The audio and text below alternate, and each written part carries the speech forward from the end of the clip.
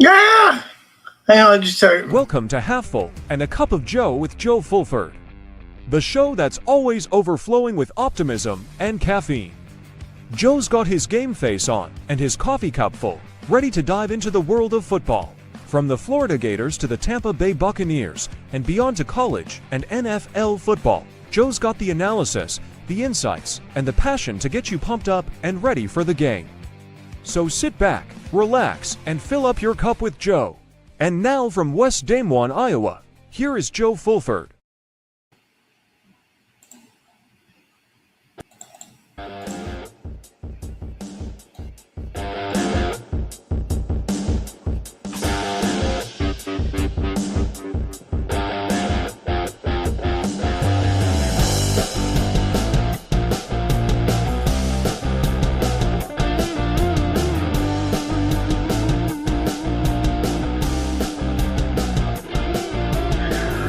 What is up, people? Yes!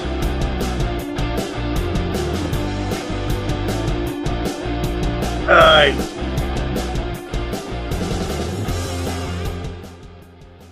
Yeah, let's turn this down and let us get us ready for quite an interesting night, you know. New Year's, that's Christmas Eve, you know, I guess that's the best way to put it. 2 days away from opening presents and seeing what Santa has under the Christmas tree. If you're a Florida Gator fan, you already know what you got. You know, a great head coach, a terrific coaching staff. We're going to be talking all about that coming up in this hour. A good friend, Rob Brown, I should say, is going to join me a little bit. I know I keep saying Ron. It should be Rob. Kind of like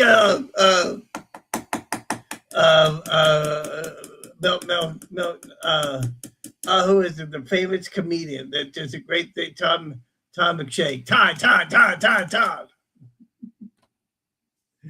Oh man, I'm glad you're watching tonight. You can catch me live on YouTube, X, Facebook Live, and what have you. Got comments, please post them in the chat room. We'll get to them tonight. We'd love to have you here. Hopefully my good friend Matthew Hamlin is watching, you know. May bring him on. Talk a little bit about what happened with the playoffs. And boy, did we see some playoff matchups like you wouldn't believe. I got to tell you, that Alabama game that we saw will go down as a classic. That was a great ball game that we saw. Two teams just living it up, playing some good hardcore football.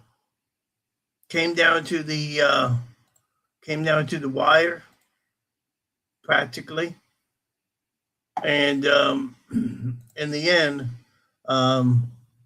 The Gators.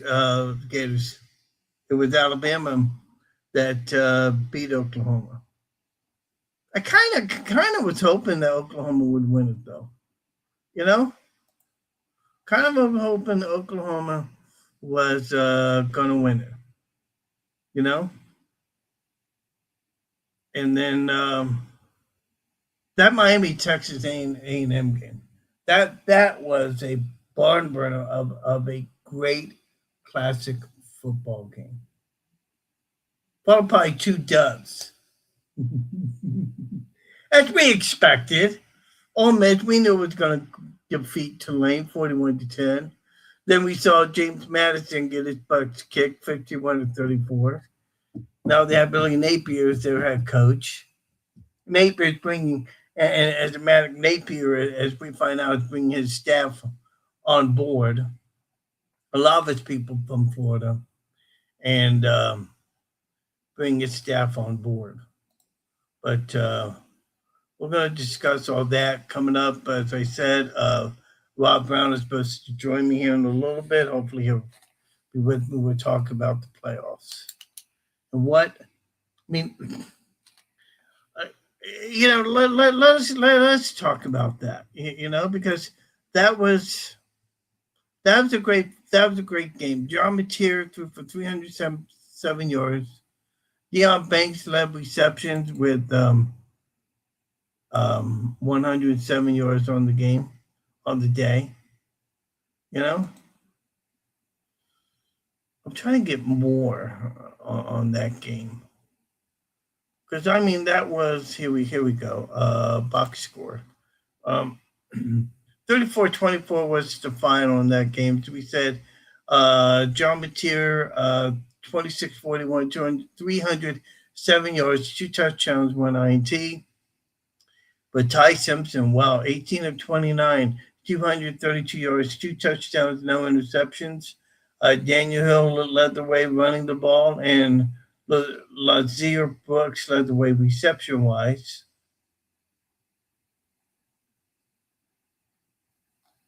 And wow, I mean, what a great game it was. That'll go down as one of the best games we've seen in a long time. The Miami game, I don't know about that one.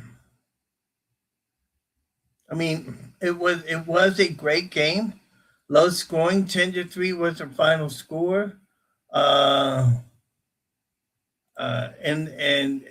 that game, Carson Beck, 14 of 20 and just 103 yards on the day. Marcel Reed was 25, 39, 237 yards, but threw 2 costly interceptions in that game.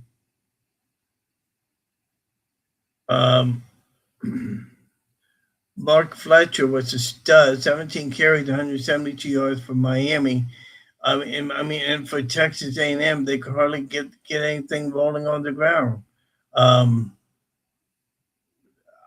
Nearly 327 yards on the day total for Texas A&M. Miami played them well. Miami played them very well. And I was very impressed with the way Miami played. Top 10 against a top 5 team like Texas, top 10 team like Texas A&M, the way they came out, the way Miami came out, and didn't destroy them. They didn't pound them in the ground.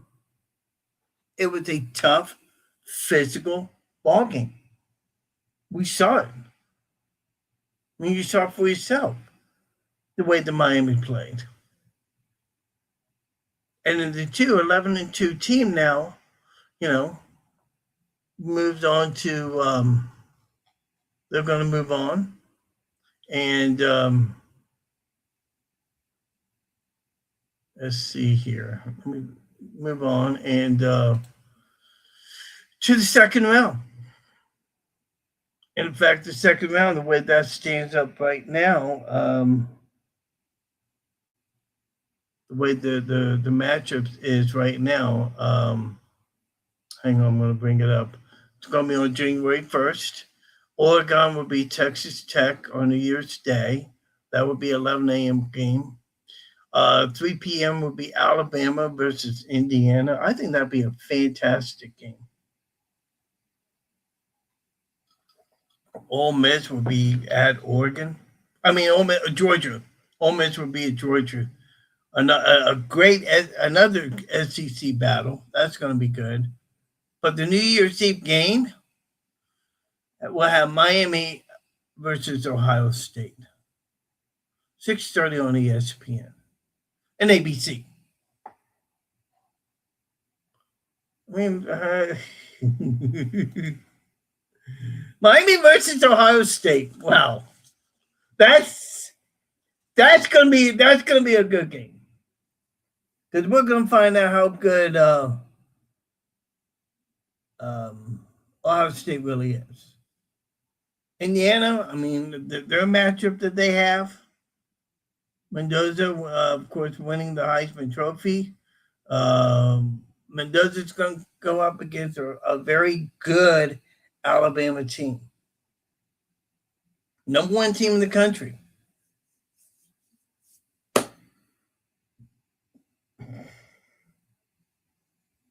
And it's like, I don't know.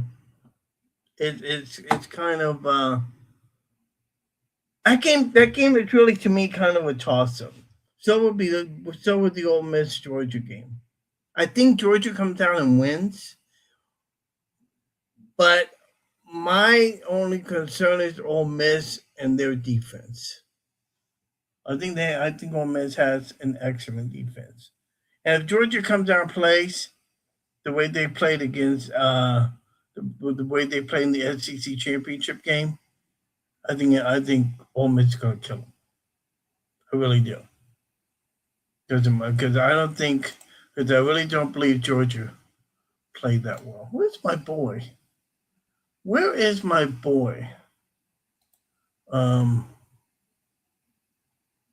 waiting for my boy to come on. Little man, supposed to say he's going to join me tonight. You know, so we'll see what happens. Lauren Meadows also supposed to join me tonight, but Lauren has a show going on a little bit, so he might not um, be able to make it.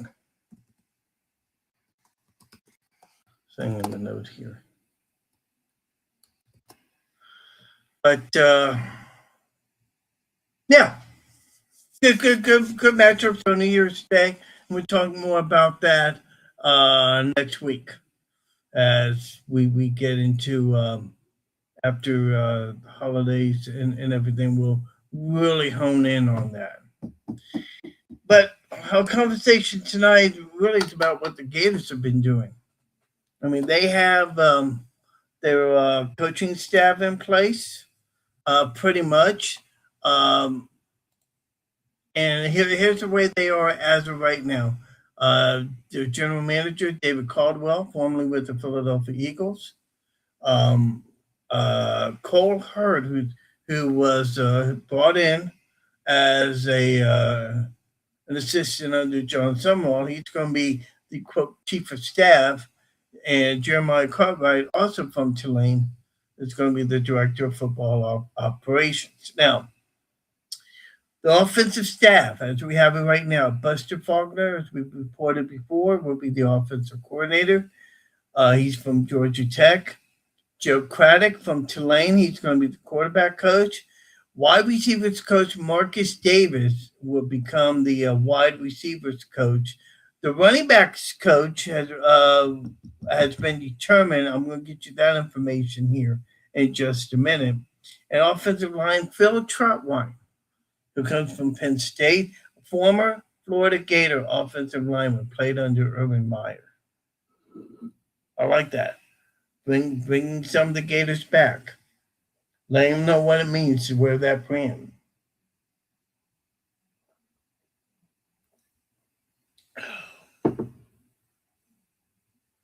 On the defensive side, we have Brad White from Kentucky, Joe Trapman, the only coach retained on this team from the Billy Napier era. He'll be assistant head coach and defensive line coach.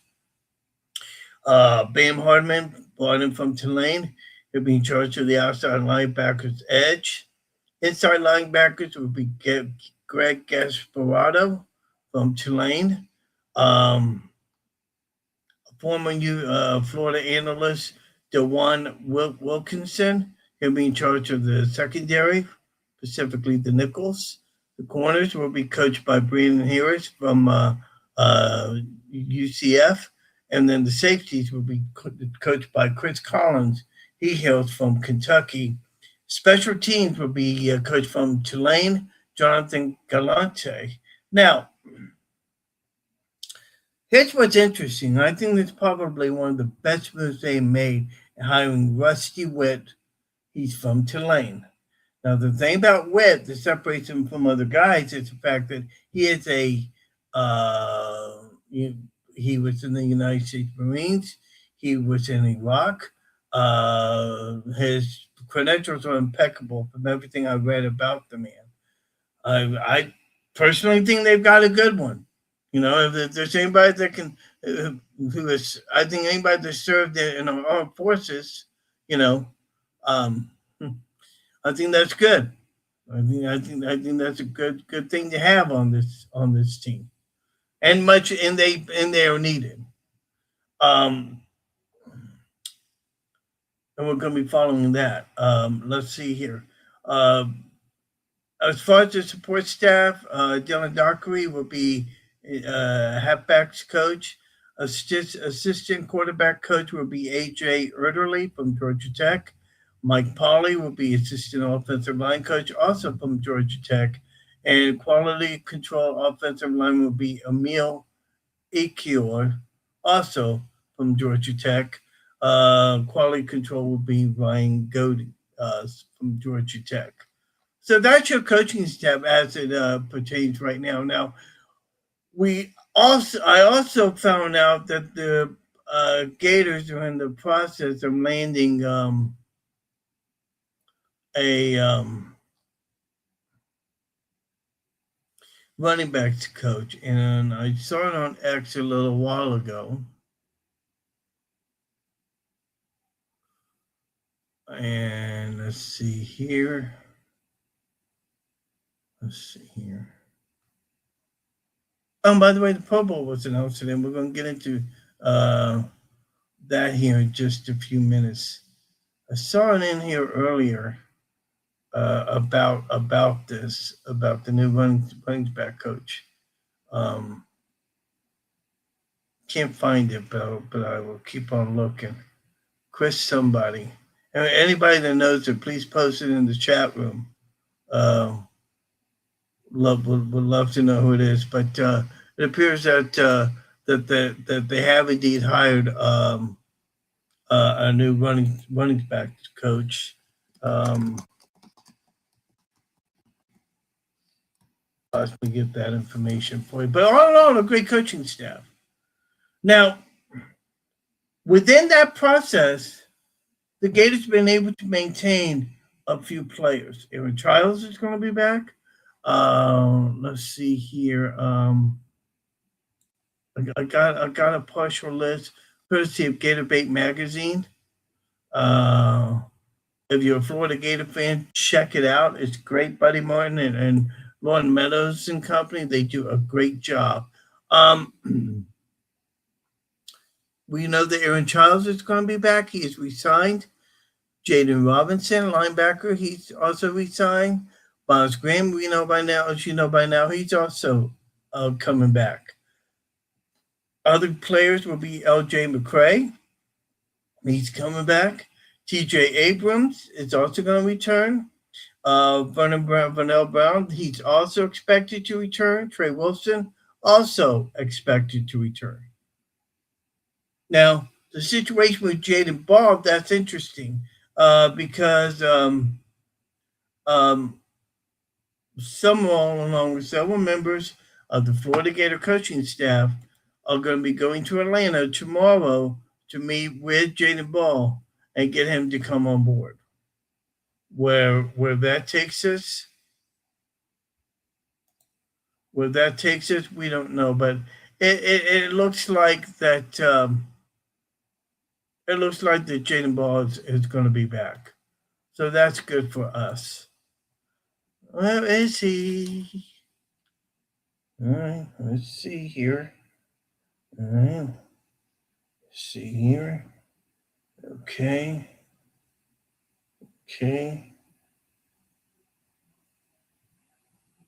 Special shout out to my good friend Matthew Hanlon who's watching. And by the way, if y'all got comments, please post them in the chat room. Love to hear what you guys have to say. Okay.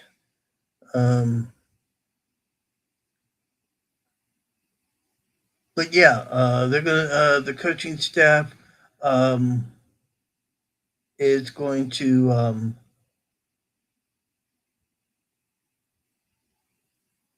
meet with Jaden Ball tomorrow. So that's going to be interesting. That'll be interesting. Oh, by the way, I don't know if you guys know this or not. University of Florida has named Donald Landry as the interim president. And at the University of Florida. Um, so congratulations to them, and thoughts and prayers go out to former President Ben Sass, who's been diagnosed with um, uh, a illness. Um, Send out thoughts and prayers to him as well, and hopefully things work out well for him. So we'll keep him in Ben Sass in our thoughts and prayers. Um, Still looking for the name of the player or the coach um, who's going to be the new running backs coach. And if anybody has that information, please post it. We'd love to know who it is. But yeah. And also, while we might as well send out thoughts and prayers to John Summerall, he lost his dad the day before the game against Ole Miss. So thoughts and prayers go out to him. And that's kind of tough dealing with everything that he has to deal with. I mean, that's brutal.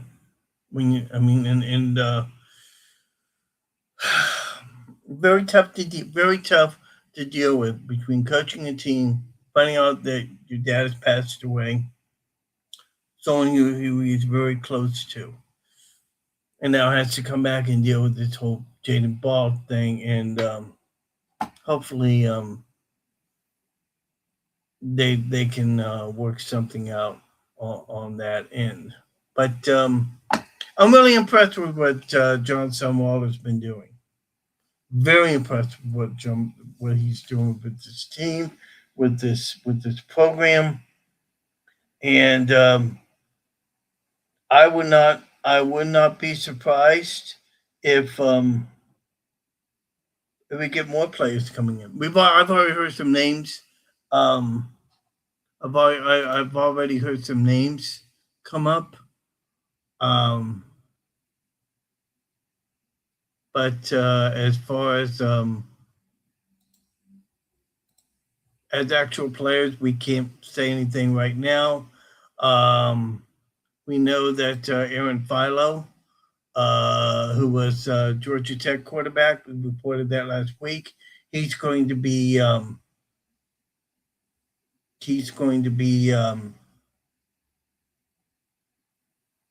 coming to Florida. That looks like that's going to be a possibility. And also, listen to this too.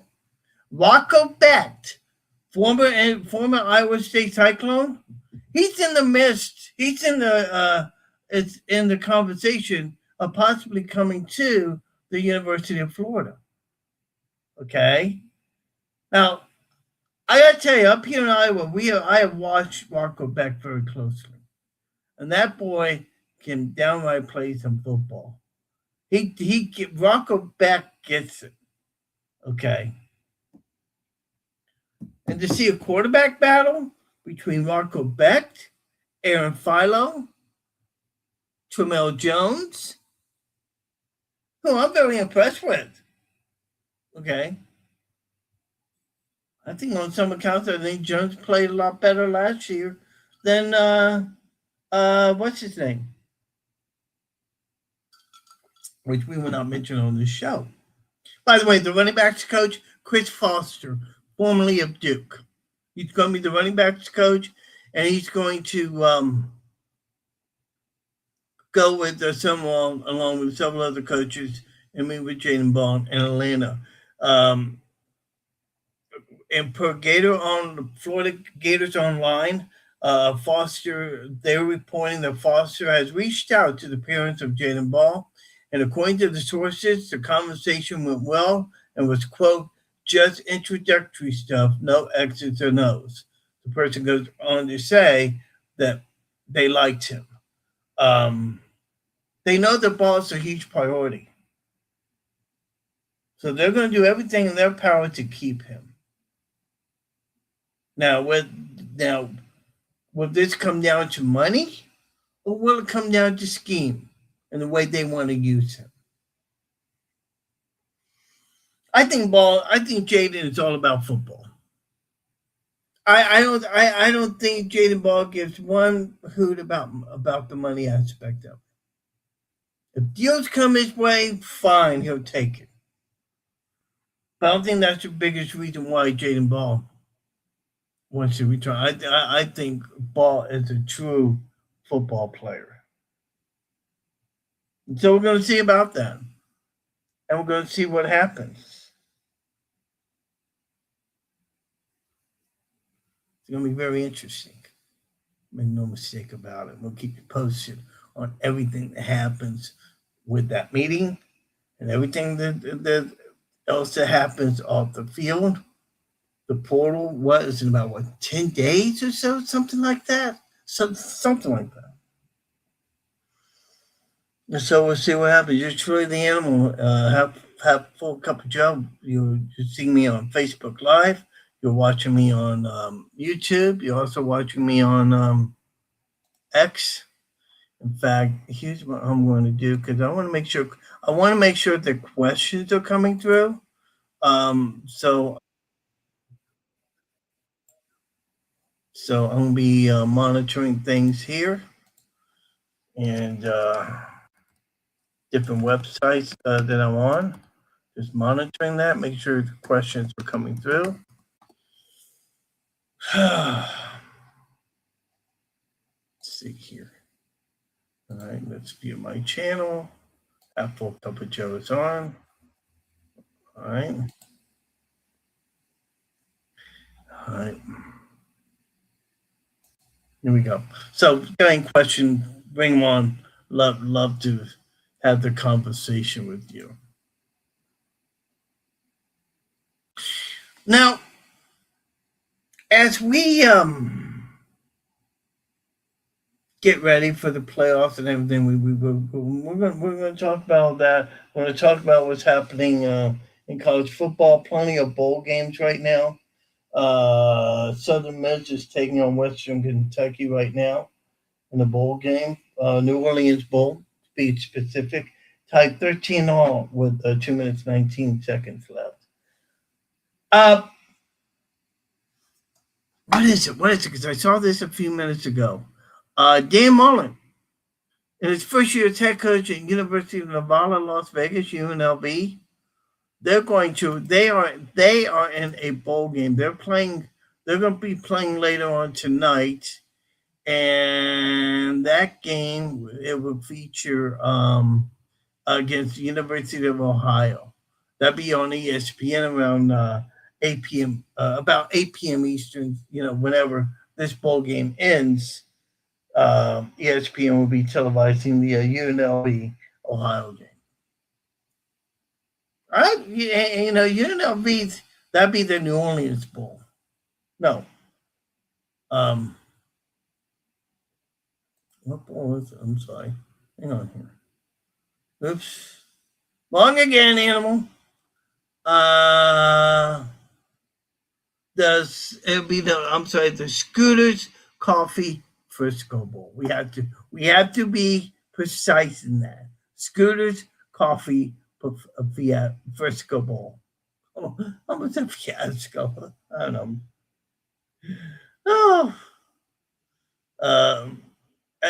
While we're at much, we'll talk about games later on this week in college football. The Hawaii Bowl, Hawaii, fighting Central Michigan Northwestern, and the Game Above Sports Bowl. The Surf Pro Bowl will feature FIU against UTSA. New Mexico will be in Minnesota in the Rate Bowl. Saturday, Pitt will be at East Carolina.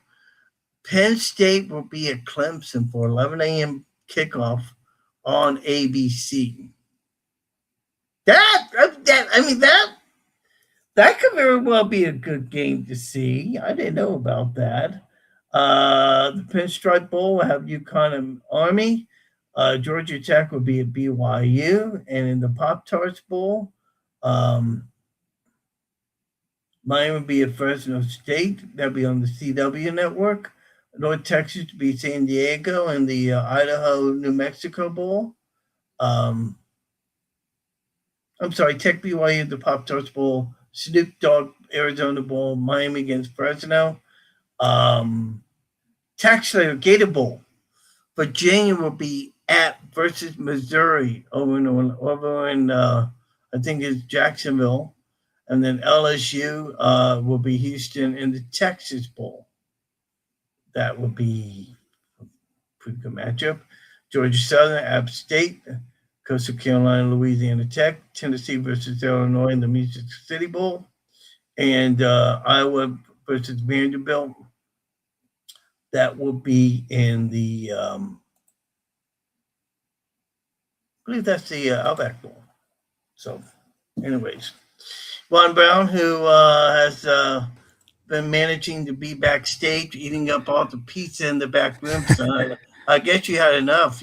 What's going on? Well, yeah, I've been running all over the place and then got into a phone conversation with a football, some football stuff that we're working on, and did not hear my alarm going off in the pocket, I guess. And I've been riding all over the Mid-South today, but I'm just so fired up about what I've seen so far in the playoffs. We got, look, all the cannon fodder's out of the way. These 8 teams that are here now, I would say 3 of them have a chance to win it all. I'm not going to say that I don't think Alabama can win it all. You can't continue to put up the pitiful rushing stats like they did, 25 carries for 28 yards against Oklahoma. But I do think that we've got just Georgia, Indiana, and Ohio State. And I think that, Gary Harris from Channel 23 in Tuscaloosa sent me a great text. There's more than one way to skin a cat. Indiana has 0 5-stars on the roster. Alabama has 14. Indiana has 7 4-stars. Alabama has 50. And Indiana has 55 3-stars. And Alabama has 17. And Alabama is a 6-point underdog. That's where we are in college football. I like it. Love it. I want more of it. I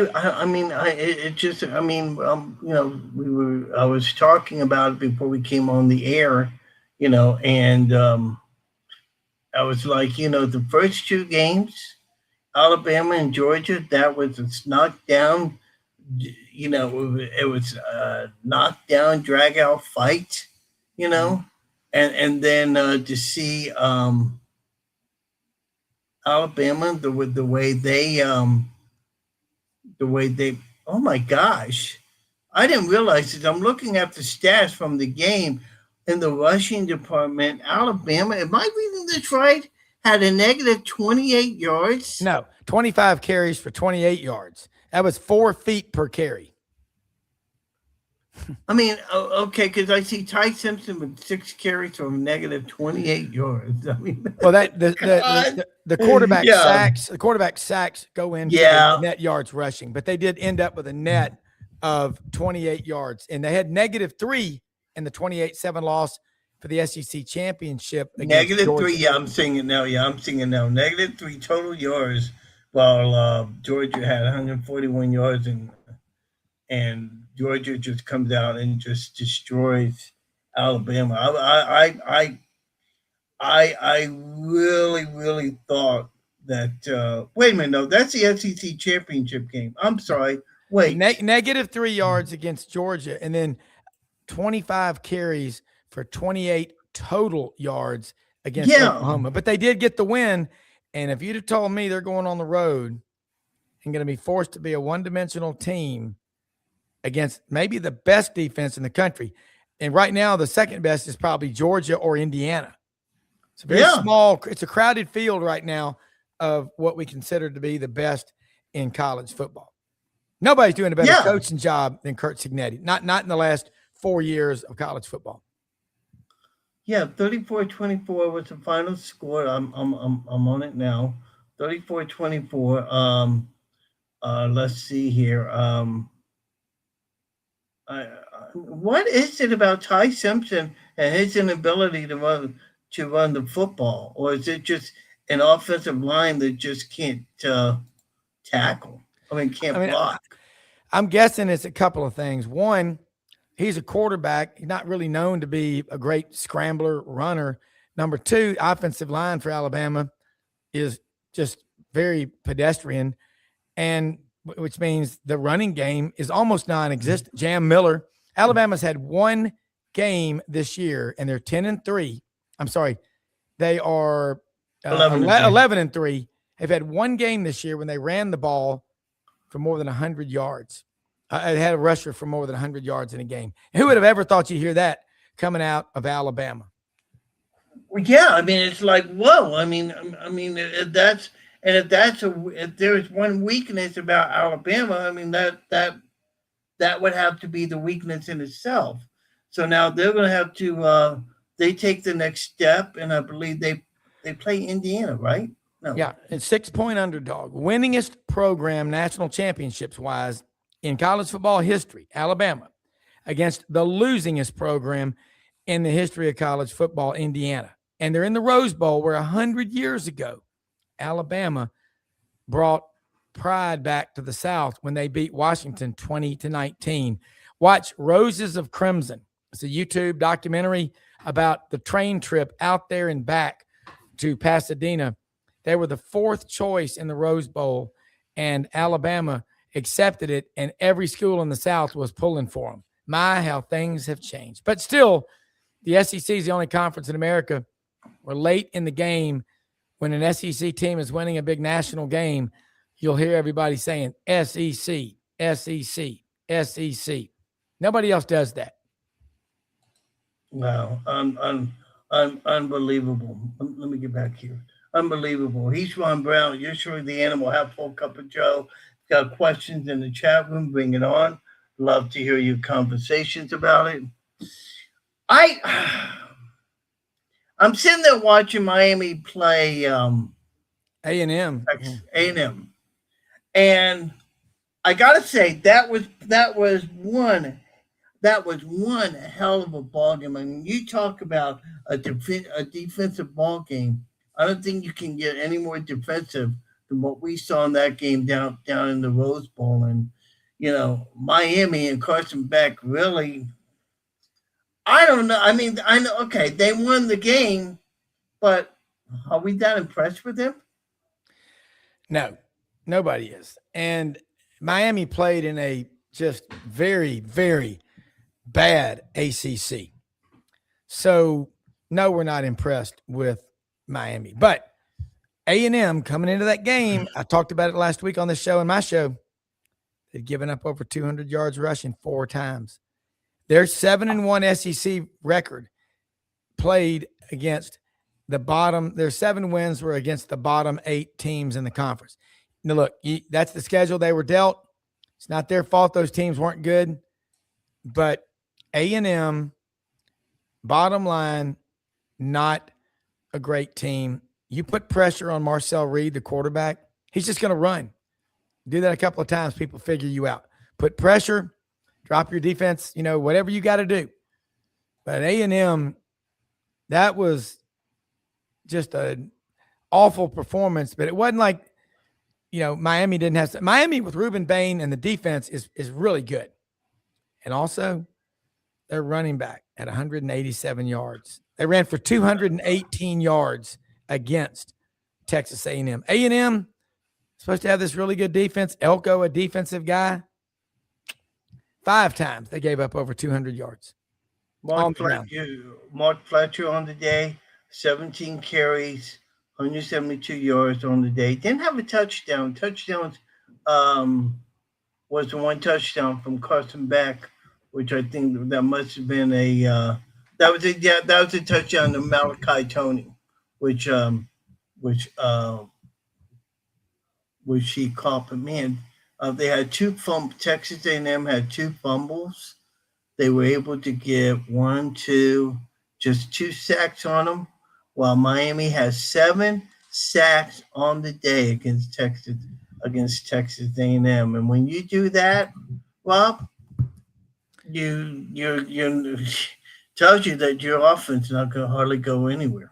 Yeah, I mean A&M all year long, you kept waiting for the other shoe to drop.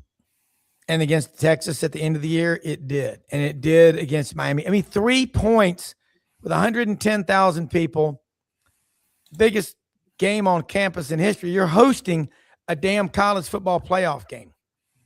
I know. Yeah. I mean, and you know, I'm still bothered by people like Michael Irvin being on the sidelines. Yeah. I don't know. I mean, I don't know why the NCAA allows that to happen. I know he's an alumnus there. He goes nuts. He goes nuts. He goes crazy. And it's like, I mean, at what point do you say, enough is enough?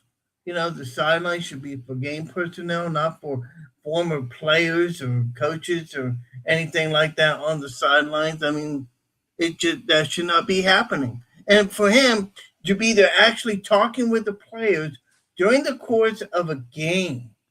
I mean, what does that do? I mean, I'm surprised the NCAA has that's not illegal. I mean, no, you've seen Bo Jackson a lot of times at Auburn. Now we do remember Odell Beckham Jr. on the sidelines of the LSU Clemson National Championship passing out $100 bills before NIL was the law of the land. Mm-hmm. They got in a lot of trouble for that. I mean, I heard about that. Michael Irvin, I'll say this about Miami. Their former players, I'll bet you if you took a survey, give more money back to their school than any group of former players on any team in America. So I don't care. Michael Irvin, I mean, he's a pretty wild guy, but man, if he loves something and he's passionate about it, he's going to be there. And I'll tell you one thing, it drew a lot of eyeballs. See that guy out of, Fort Lauderdale. What do you go to? St. Thomas Aquinas, or maybe, I don't think he went to Dillard, but big time play. But A&M's deal, they got the road win at A&M. I mean, at Notre Dame. I just didn't think they'd do anything. I picked Miami to beat them straight up. I picked Alabama to beat Oklahoma. I was like, if Alabama can get north of 24, no way Oklahoma can keep up with them. First team to 24 wins. Well, yeah, but then Alabama got 10 more. And remember, a crucial momentum change in pick 6 occurred November 15th in Alabama, Oklahoma at Bryant-Denny Stadium. They did it again Friday night at Gaylord Family Stadium in Norman. Alabama got a pick 6. It's crazy. Yeah. And now we're down to the nuts and bolts of all this. Now that James Madison and Tulane are out, now we really get to the nuts and bolts of all this. Miami, Ohio State on Friday. Wednesday on New Year's Eve. Thursday going to be Oregon and Texas Tech, Alabama, Indiana, Ole Miss versus Georgia. Miami, Ohio State, barn burn of a ball game. Make no mistake about it. Well, Ohio State and Miami going to be playing in Dallas. Ohio State's, that's their, what did Lauren say last week, 3rd or 4th largest alumni base in America? And they'll bring a ton of fans with them. Miami, they just don't travel. It's a small, remember, private school in Coral Gables. Mm-hmm. Ohio State will they'll travel. Ohio State, I think, will win this game. Yeah, I do too. By a lot. Carson Beck, man, he's not an elevator. He doesn't elevate everybody around him's game. He just doesn't. No, and as I was watching that, game, I'm like, this is the best Miami has to offer. Yeah, I mean, this is the same team that took on the Florida Gators, and they, truthfully, I mean, they defeated they defeated Florida, but this is not the same team. This is not the same team that we saw. Make no mistake about it. Yeah. Well, I looked at, Miami's in the ACC. They should have run through that league without a loss. They lost at SMU, and they got pounded at home by Louisville. Louisville had to struggle today in a bowl game. Of course, what does that mean? Anything? All these guys quitting. But I don't know. Miami's not a great team by any stretch of the imagination. And I think they'll get hammered by Ohio State. Oregon and Texas Tech. That's going to be a good one. Yeah. I don't look. Dan Lanning was furious after that second half letdown. And you got guys now that are your 2s and 3s on the depth chart, just checking out. They might be on the field, but they don't care because they're not getting paid. That's got to stop. That's got to stop. Like we can't allow you can't do that. See, these guys all want to be treated like adults and like professionals. Then treat them like that. Okay, you walk on an NIL deal, you're getting sued. Georgia's going after a guy for about $400. Everybody needs to start suing the hell out of these guys. You know what? And also, they're going to find out when they're all 25 or 30. They didn't get their degree. They transferred 3 or 4 times. There's nowhere to go home. They're orphans. There's nowhere they're going to, because people aren't going to trust them. Without trust, you have no relationship. Without a relationship, you got no trust. And these guys that are transferring multiple times, spare me the bullshit. Yeah, their damn handlers and their posses are getting 15, and these agents 15 or 20%. A legitimate agent gets 3%. And these guys are just nothing but pimps. It's a disgrace. It's an absolute disgrace, and it's got to stop. Who was the agent? Who was the agent that was for Lane Kiffin and Jimmy Sexton? Sexton, yeah, he's the one that's really pushing all this, and it just amazes me. Texas Tech, I don't know. I've not seen much of Texas Tech. You probably have. Tell us a little bit about them. I mean, well, what you'll see out of Texas Tech is they've got a great defense, and their roster, I mean, talent-wise, they've gone into the portal, and the way that portal players are graded and judged, different people judge them differently. But I'm just pulling up here. Texas Tech has 1 5-star recruit on their roster.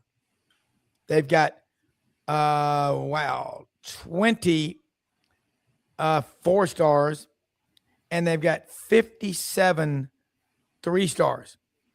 But Cody Campbell, who played a couple of years in the NFL, sold an oil and gas company a few years ago for $4.5 billion. And he is pouring money into Texas Tech football and athletics. Wow. So, but he ain't the only guy doing it. There's schools all over the country. Indiana's got some guys that are giving tons of money. Kurt Cignetti, again, remember this. Indiana, okay? Look at their roster. They've got 0 5-stars, 7 4s, 55 3s. But few things can destroy a team more quickly than a bunch of guys that are 100% 4 and 5 stars that give you 70%. Yeah. But what'll make a team better is the elevators, the 65 and 70s that play at 95 to 100 or more. Yeah, I agree. I mean, I've always said that, you can be a 4 or 5-star player, but the true players, you really give it their on, they play their best, are those 3 stars. Those are the ones that go out and they really kick ass like you wouldn't believe. Yeah. Um, Here's some Alabama, stats. Alabama, Indiana in the Rose Bowl. That's Look at, I mean, there's no comparison in these rosters. But I who's don't think got so. a better defense? I Indiana.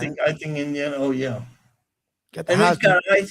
who's got the Heisman? But which, by the way, you surprised Mendoza? I don't know. We talked about it. You surprised Mendoza won it? I mean, he got the power of the Eastern press and the Midwest, some big cities. No player since Cam Newton has meant more to his team's success than Diego Pavia. Yeah, It's exactly. it's not debatable. You can debate anything you want. But no, this guy, Diego, makes everybody around him play better. Definitely. He does. Definitely. And Yeah. if you know what, I know he said some things, but he shouldn't have said them in the way he did. But he was just telling the truth. Yeah. We got more living brain donors throwing shit against the wall in the preseason every year than we did the year before. Mhm. Joe, look, they already had written Arch Manning's Heisman speech. I don't know if this guy has the drive and the will to be the greatest Manning ever.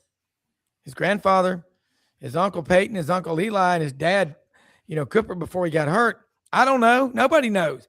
But my God, he's making so much money. I mean, it's not normal. I wonder how much time he focuses just on football versus doing commercials and all that other crap. Yeah. See, what the NIL's doing is a lot of these guys are starting to realize, I'll probably never play in the NFL. So I'm going to make as much money as that. It's why we can't get them out of college. You're It's right. like the kid, you have kids and they go to college and they move back home and you can't get rid of them. Mm-hmm. What's going on? It's not complicated. Yeah. No, it's not. Then we got the nightcap. Ole Miss, Georgia, another SEC contest. Yeah, Laney boy. Georgia, in the first game, Ole Miss, Trinidad Chambliss, 5 straight touchdown drives against Georgia. How many yards rushing did they have? 13 for the game? Look it up. Yeah, something. Couldn't run the ball. Georgia, the last 5 or 6 games, is playing as well as Ohio State and Indiana. Maybe better. Yeah. Ole Miss, I don't see Ole Miss winning this game.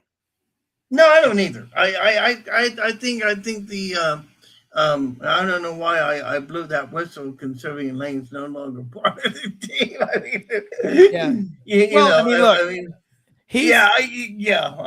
He's special, but Pete Golding will be coaching against a guy that is smelling blood. It's like a great white shark is smelling blood. Good luck, Georgia. What do you think of what I don't know if you met Vince Dooley. I'm sure you have met Vince Dooley personally. I mean, Vince Dooley. I mean, what are your impressions of him? Vince Dooley, the former Georgia coach. Yeah, I loved it. No. I'm sorry. Kirby Smart. Yes, Kirby. He's my favorite coach in college football because his personality's like mine. I mean, he gets so excited. Today's his birthday. Happy 50th birthday, Kirby Smart. He is so passionate. He loves his school. He loves his players, his wife, kids. He's just a very passionate guy who gives everything he has to Georgia, and his players know it. You know what percentage of Georgia's roster is made up of kids they recruited out of high school? Probably 40. 91%. Oh, wow. Okay. So now on the flip side, Ole Miss is only 34% because Lane Kiffin loves the portal. Kirby likes to play with guys that he's brought in out of high school. Mm-hmm. Okay. He'll get a select half a dozen a year out of the portal. That's fine. Yeah. Go for it. Well, but Kirby's guys know that he cares. And you know what? They don't care how much you know. They want to know how much you care about them. Mm-hmm. And they buy into the Georgia thing. But I'm not saying Ole Miss can't win. I just believe Georgia will win. I do too. I see Georgia. I see Georgia really putting the not getting off, not lifting off the gas pedal. I No. see them going ahead. I just see them destroying Ole Miss and moving on to the semifinals, and we're going to talk all about that here in the coming future. Yeah. Michigan. Talk about that for just a minute. Of course, they fired Sharon Moore. They're in the process of looking for another coach. I read today in On3 that Jeff Brom is being considered, but let's face it, they want, you and I both know, they want somebody big to coach that team, and he's from Alabama. Kalen DeBoer ain't even thinking about leaving Alabama. I don't think he is. No. I don't think he is, Not. but I look at this whole situation and I say to myself, if Michigan had somebody in mind, why aren't they going after him right away? I thought You they'd know, go after Marcus Freeman. I do. I. That's in the back of my mind that that they may be going after Freeman, but I think they're waiting on DeBoer. I think they're waiting on DeBoer to finish his season. And I'm not saying that DeBoer is going to go. I'm just saying I think Michigan is waiting on DeBoer to finish so they can go and make him a huge amount of money to come there. I think that's their number one target. Now I First don't off, think they're not going to outbid Alabama. They can't outbid Alabama. Oh no, I don't think so either. Okay. No, and look, any school in America can keep a coach if they want to. They'll find the money. Number two, when Alabama went looking for a coach to come in after Nick Saban, you don't replace Nick Saban. I'm not even going to say that. When you looked at the resume of Kalen DeBoer, who in America had a better resume out there that they were looking at? I mean, my God, Kalen DeBoer is a hell of a coach. He was 25-3 in 2 years at Washington. And he's feeling, look, his record is identical. It's better now than Nick Saban's was his first 2 years. Yeah. Saban, I mean, it's great. Yeah, that's true. Yeah. Now, consider this, though. The program that Nick Saban inherited in Alabama in the previous 10 seasons had lost 5 games or more 7 of those 10 years. In his first year there, they lost 6. So that was 8 of 11 from 97 to 07. The program, the board took over when Nick Saban stepped down, was in a lot better shape. But they've had to play Oklahoma 3 times in 13 months. They've had to play, a tough schedule. And I don't think that this 9-game schedule is going to be the end of the world for the SEC. No, I think it's going to be great. Yeah, we heard this stuff when we went to the, divisional conference championship in 92, December 5th of 92. And it worked out first year. Bama wins the national championship. So keep that in mind. I'm going to have to go in a minute, but I'll just say this. Yeah. I'll just say this. Yeah. Michigan is an absolute grease fire. Ward Manuel, the athletic director, you telling me they didn't know this crap was going on? Of course they did. I know. I know. I think that's I don't hate Michigan, but look, do as I say, not as I do. Rules for thee, but not for me. Real quick, can the NCAA step in and investigate this? Can this become an NCAA investigation? Yeah, and people, I saw Bigfoot this evening crossing the road. They're not going to do a damn thing. Yeah, okay. They're gutless, spineless, and feckless. Right. They won't. The NCAA does nothing. They don't do anything anymore. No, I don't. And that's why we don't have any leadership. Wait till fans. Hey, what about fans? We don't go in the portal. We stick with our team. I know. So it's, hey man, it's going to get better. Free market's going to work all this stuff out. It's always darkest before dawn. Watch out. You have some more of these crash and burns in the NIL, like Bryce Underwood. It'll fix itself. There you go. Hey, listen, I'll check back with you later. Might do a show next week. Yeah, See what happens. go on with Lauren and tell them I told him I said thank you for joining me tonight. Hey, man, I love being on here. I apologize for being late, man. All right? No, Be you're good. fine. You're fine. You're Everybody, fine. Merry Christmas. Happy Hanukkah. God bless Thank America. you. Go have fun. Thank you. Go ahead. Right. Thanks, Rob. Thank you very much. That's Rob Brown of SEC Sidelines. So we have talk real quick about what's happening with the Buccaneers. They have had a free for all, like you wouldn't believe. If you saw my post, if you saw my post, if you saw my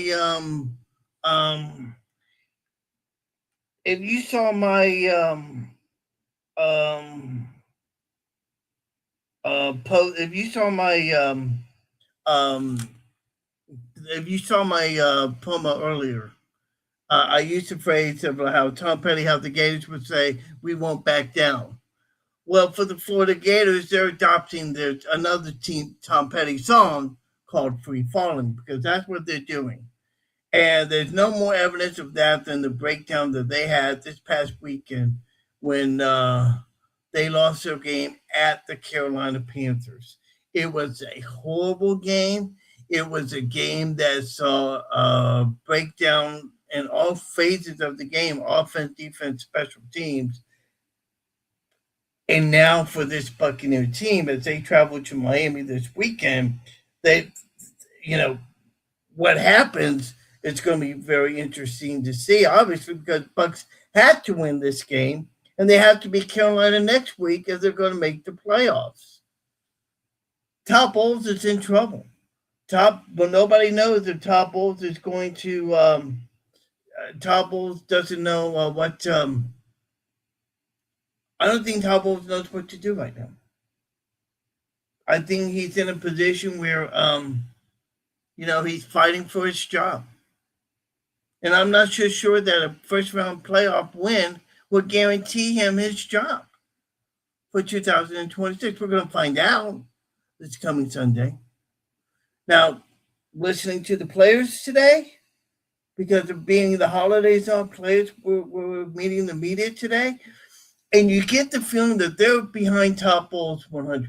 So we're going to see what happens with that this coming weekend. Speaking of which, there's going to be some great games, and Christmas Day, it is going to be awesome. Let's talk about it. Christmas Day.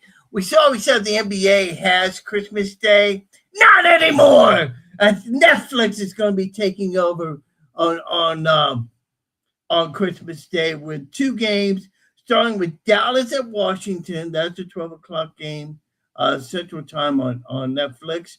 3:30 Detroit, Minnesota. That's on Netflix. And the night game, Prime Video, Denver will be at Kansas City for a 7:15 kickoff. By the way, as you know by now, Patrick Mahomes, torn ACL. He's out. He is done for the year. And there's a possibility, by the way, he might not be able to play in 2026. So I'll get down. I said it here first. Patrick Mahomes will not play. Saturday games, we got two of them.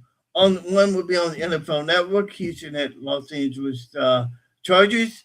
Baltimore, Green Bay, 7 o'clock. That Central Time, by the way, that's on Peacock. So you want to watch that. The Sunday games. These are all 12 o'clock games. Arizona, Cincinnati, Pittsburgh, Cleveland, New Orleans, Tennessee, Jacksonville, Indianapolis. The Bucs will be at Miami. New England at the Jets. The Seattle Seahawks will be at Carolina. And then we got the 3 o'clock games. Giants will be at Raiders.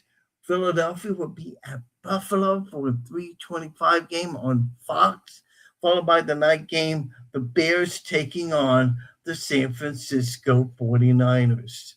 And then Monday night, we'll have the Rams against Atlanta. By the way, who was the player that pulled the fans' hair at the stadium? I forget his name. Received a 2-game suspension. So so that should be very interesting. All right, So that's it for this edition of Half Full Cup of Joe. I want to thank Ron Brown for joining me tonight, having a good time. You all, I want to make sure that you all have a very Merry Christmas. You all take care of yourselves. We'll be back next Sunday. Special shout out to Buccaneers Iowa and Richard Scarvelli and Company. We're going to be at the Blue Oak, I believe Blue Oak restaurant, I think it is, on Urbandale. More information, want more information, get a hold of me on Facebook, and we'll be happy to see you then. I'm out of here. I'm going to go relax, have a drink or two, maybe do some fishing. On that note, y'all have a good one. Have a safe Merry Christmas, Happy New Year, Happy Hanukkah, Kwanzaa, whatever it may be. And as I always like to say and leave you, if you're not a Gator, you're primed to be Gator bait. Y'all have a good one. Good night. God bless. And as I said, if you're not a Gator, you're primed to be Gator bait. Good night, everybody. Thanks for joining Joe Fulford on Half Full and a Cup of Joe. Don't forget to tune in next time for more football talk, analysis, and fun. Follow us on social media to stay up to date on all things Half Full and a Cup of Joe. And remember, always keep your cup half full and your team spirit full. See you next time.